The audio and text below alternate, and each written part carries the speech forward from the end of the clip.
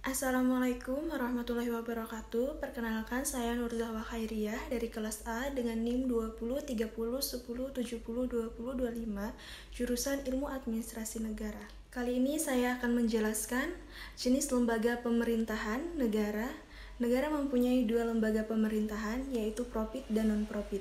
Di sini saya akan menjelaskan salah satu lembaga tersebut, yaitu lembaga non-profit.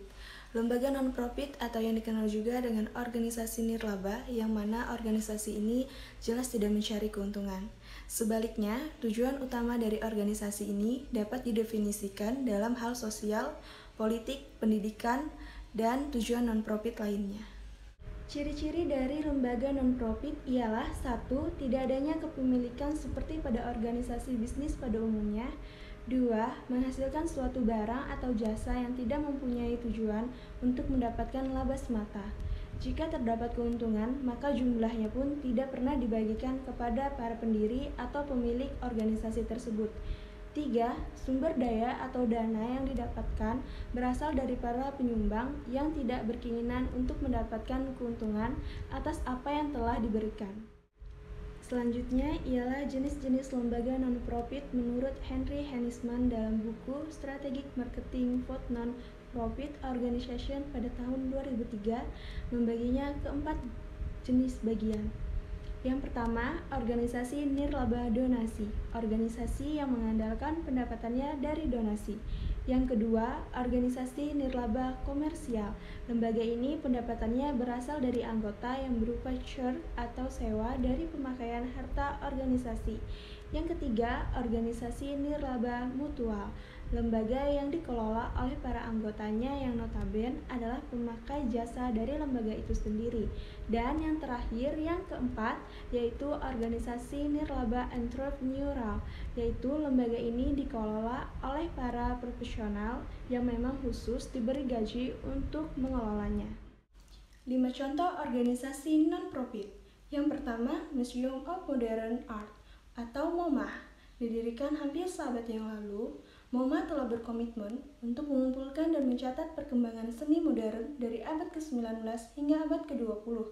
Yang penting ialah telah mempertahankan tradisinya dalam membina bakat dan mendorong para seniman dengan meluncurkan pertunjukan yang penuh perhatian dan menyenangkan serta mencerahkan. Organisasi yang kedua ialah Human Rights Watch atau HRC. Human Rights Watch atau HRC terdiri dari 400 pengacara, jurnalis, akademis, dan pakar kebijakan di seluruh dunia yang berbagi misi untuk mengungkapkan informasi yang tidak biasa dan akurat tentang keadaan sebenarnya. Populasi global mengeluarkan lebih dari 100 laporan dan briefing setiap tahun. Khususnya, advokasi terpercaya dan upaya penjangkauannya disalurkan melalui pejabat, pemerintah, kelompok ekonomi, dan politik regional, perusahaan, dan lembaga keuangan. Organisasi yang ketiga ialah UNICEF National Children Fund, juga dikenal sebagai UNICEF. Organisasi ini adalah advokat anak yang unggul secara global, mulai dari nutrisi hingga pendidikan, hingga vaksinasi. Setiap tahun ia mendistribusikan persediaan dan layanan senilai miliaran dolar sesuai dengan mutu setiap anak.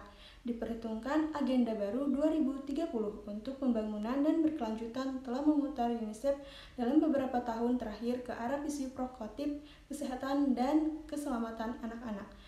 Organisasi yang keempat, American Museum of Natural History, institusi kota New York lainnya. Museum Sejarah Alam Amerika dalam abad ke-19 didedikasikan untuk mencari, menafsirkan, dan mewakili seluruh jajaran kebudayaan manusia, keajaiban alam, dan penemuan ilmiah.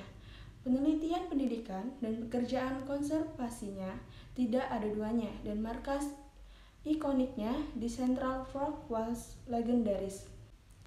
Selanjutnya, organisasi yang kelima, Doctors Without Borders. Kita mungkin mengenal mereka sebagai MSF, tetapi apakah kita tahu bahwa Doctors Without Borders memenangkan hadiah Nobel perdamaian pada tahun 1999 atas karya kemanusiaan perintisnya?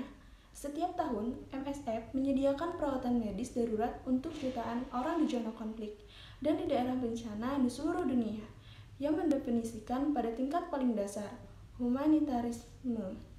Sekian penjelasan dari saya. Saya ucapkan terima kasih dan wassalamualaikum warahmatullahi wabarakatuh.